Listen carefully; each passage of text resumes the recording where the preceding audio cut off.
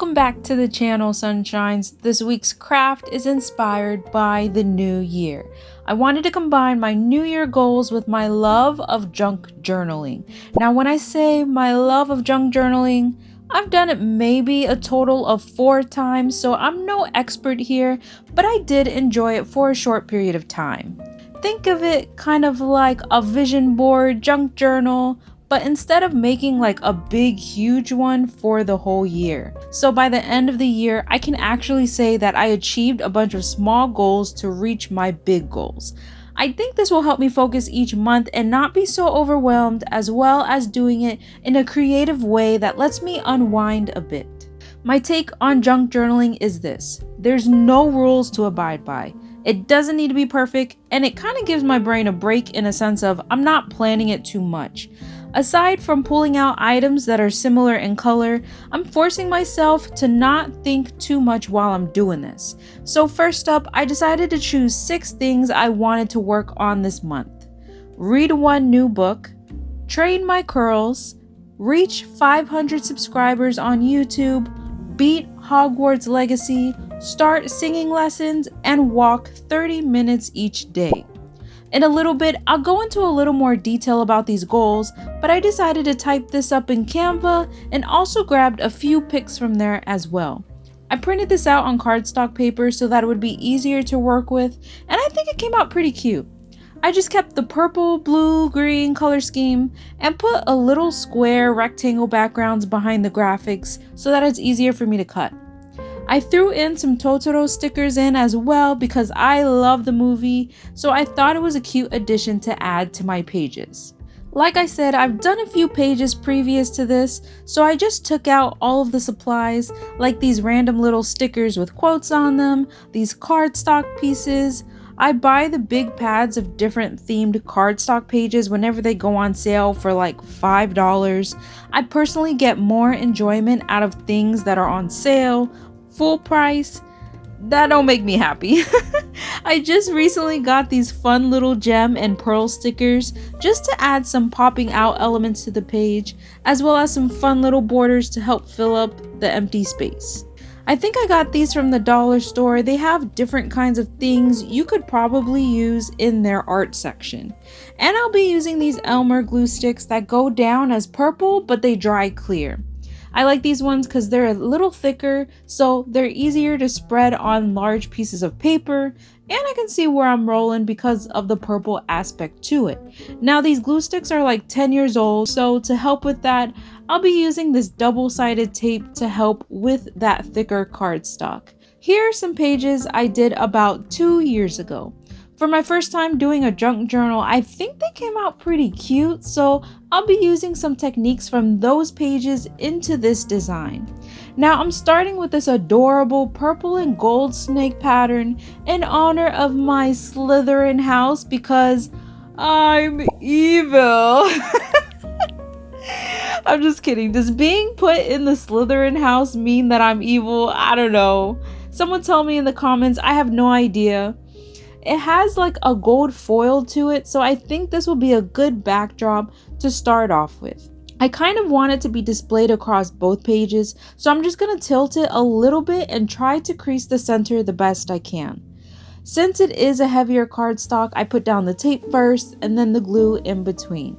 When I did this technique of going onto both pages in my smaller notebook, I had no problem, so I figured I can do this on a larger scale, right? Wrong. Maybe it depends on the book you have, or didn't like the fact that it was a thicker paper. I'm leaning more towards it didn't like the thicker paper because I could not get this bad boy to stay down. Once I closed the book and opened it back up, it kept shifting. It would not lay flat. So what did my impatient butt do? I just straight up cut it down the middle. Oh, horrible idea. I cut it crooked and it was having issues staying down, so I just tried reinforcing it the best I could. I kept telling myself, it's okay, it's not perfect, so I told myself to move on and trust the process. Now I had the brilliant idea to just overlap something over my problem areas in that middle part. These floral papers are a little thinner, so they should have an easier time folding in that crease. I'm just going to keep adding more glue and tape until it stays down. I was so determined to make this work, but I think the spine of this notebook shifts a little bit, so that's why I was struggling compared to my other notebook, so this is something to keep in mind for the future. I really wanted to use this mushroom tag to be one of my items that hangs freely. I wanted a moving element to it. So I grabbed some twine and tried to figure out how exactly I was going to get this to hang in the book.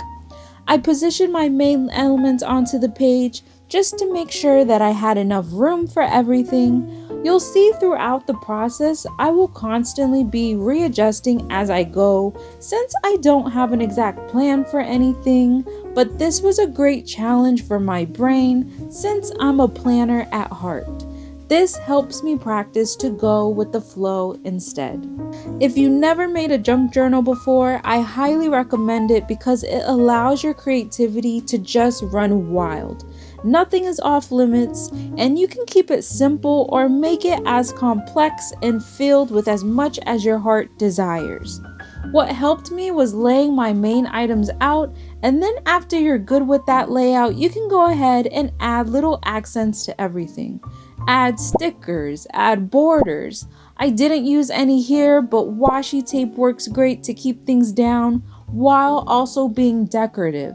You can use different kinds of ribbons. I have lace, pearls, satin. All those ribbons work great.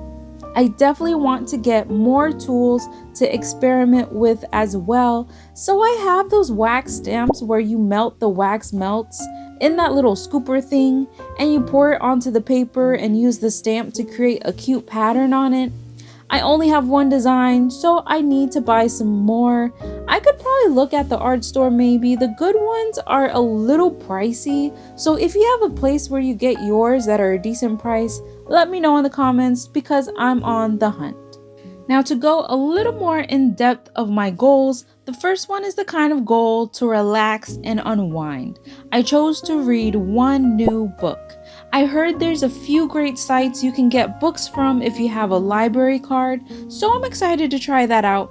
But back when I was a wee little babe, I was reading books like Nancy Drew, Goosebumps, The Babysitter's Club, Junie B. Jones. I loved reading and I want to get back into that as an adult. I'm unsure if I like digital or physical books just yet. If you have any recommendations to start off with, please let me know. I have no idea where to begin, but I want to at least start something. My second goal is related to self-care. I recently have started my curly hair journey in hopes to bring them back to life. Almost my whole life, I've only straightened my hair because I had no idea how to take care of the curls, but this year I'm hard focusing on less heat, more hydration. The more I do my curly hair routine, the more I see my curls becoming more defined, so I'm excited to see how the end of the year will look. My third goal is work related, and I thought it would be easier to quantify it by reaching 500 subscribers on YouTube. Now overall, the number doesn't mean too much, but I would love to be able to connect with you guys more because the people I've connected with already have been so sweet and kind. My biggest goal is reaching a lot of people in a way that helps them get through their day a little easier because I know life is super tough right now for everyone and I want to help in any way that I can. So it's not so much the number, but connecting with more people. My fourth goal is more of a fun one, involving gaming because I've been gaming my whole life ever since I could pick up a Super Nintendo controller. So that is important to me. Right now, I'm obsessed with Hogwarts Legacy. I got it for free from Epic during the Christmas time. It was one of their Christmas giveaways, and I've never really read or watched Harry Potter, so all of this is kind of new to me, but I really enjoy the puzzles within the game and the little fighting elements along the way. It really surprised me, and I'm about 60% done with the game. I also have some bits of inspo from that in my January theme, like the mushrooms, the potion, and butterflies. My fifth goal is to start singing lessons. My skill level is probably the most basic you could get. I did choir in middle school. I enjoyed that. So I want to get back into it and see if I can improve my skill level.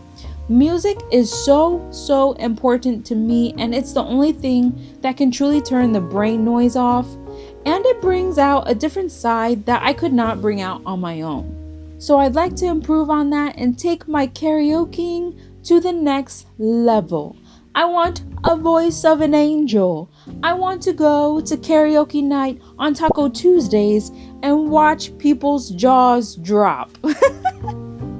That's it. I just want to karaoke better. It's as simple as that. Also, my boyfriend's Filipino, so I feel like it's necessary to be able to sing at least in tune a little bit so I don't embarrass myself. And finally, my last goal is to work 30 minutes every day. Like I've said before, I'm a PCOS girly. Low intensity exercise works best for me. I just throw on my headphones, set my timer for 15 minutes, and walk down to the dog park in my apartment complex. Once I hit that, I turn around and walk back, and boom, an easy 30 minutes thrown in.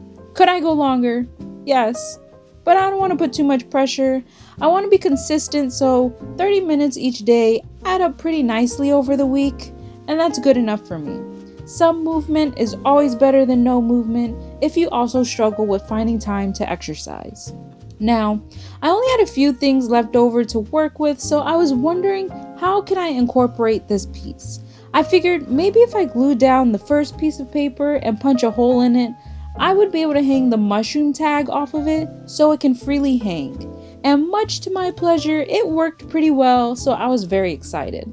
The perks of having a big forehead is having a big brain behind it.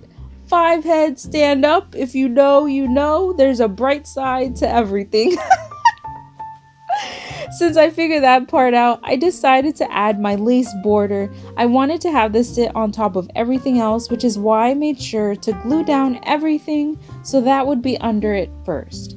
The great thing about using the Elmer's purple glue is I can see what parts I got the glue on, and it will dry clear eventually as long as you don't overdo it with the glue, which I may have done a little bit at the bottom, but that's okay. We can't be big brain all the time. Since there is lines on the paper that will have the tag hanging off of it, I wanted to add some text to it, and what better way to add text than to stamp it on? Boom! Nuts and Fruits Almond Edition. Or should I say, boom! The storage facility for my stamps. Because who doesn't love a good reusable tin can, am I right? An alternate version of those shortbread cookie tins your grandma kept in her sewing kit. And now, I am granny status. Now, these stamps did come with a carrying case, but you guys already know I hate things that are wooden and not properly sealed, and that's what these came in. An untreated wooden chest.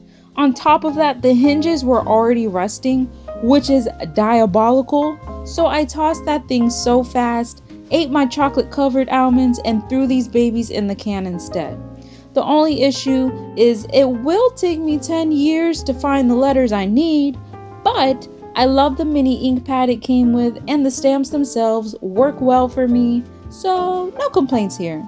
Well, okay, just that one complaint. Since this is next to my read one book goal, I decided to stamp read for 30 minutes, and surprisingly, it actually fit in the space. And I didn't even plan it that way, just the magic of the big brain working behind the scenes. For this little mushroom paper, I thought it was looking a little too plain, so what do? We stamp it, because why not? Just like the other one, this one was next to our singing lessons goal, so I decided to make it sing for 30 minutes.